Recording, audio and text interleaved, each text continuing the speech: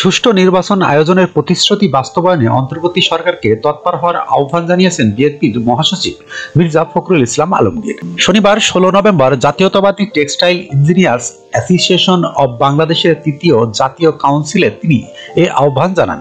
মির্জা ফখরুল বলেন, ছাত্র জনতার মাধ্যমে অন্তর্বর্তী সরকার গঠন হয়েছে, যেখানে স্পষ্ট করে বলা আছে তারা সুষ্ঠু নির্বাচনের ব্যবস্থা করবে। এজন্য আমরা তাদের সমর্থন দিচ্ছি, তাদের পাশে আছি। দ্রুত সংস্কার কাজ শেষ করার তাগিদ দিয়ে তিনি আরো বলেন, নির্বাচন কেন্দ্রিক যেসব সংস্কারগুলো আছে তা দ্রুত সংস্কার করতে হবে। আইন প্রশাসন ও বিচার বিভাগের সংস্কারের মাধ্যমে যত দ্রুত নির্বাচনে যাবে বর্তমান সরকার, ততই দেশের মানুষের জন্য কল্যাণ হবে। এ সময় নেতাকর্মীদের জনগণের পাশে থেকে গণতান্ত্রিক পরিবেশ বজায় রাখার আহ্বান জানান বিএনপির মহাসচিব। তিনি বলেন, অতীতে যেভাবে বিএনপি তাদের ইমেজ ধরে রেখেছিল, ঠিক একইভাবে বিএনপিকে আগের মতো করে ইমেজ ধরে রাখতে হবে, জনগণের পাশে থাকতে হবে।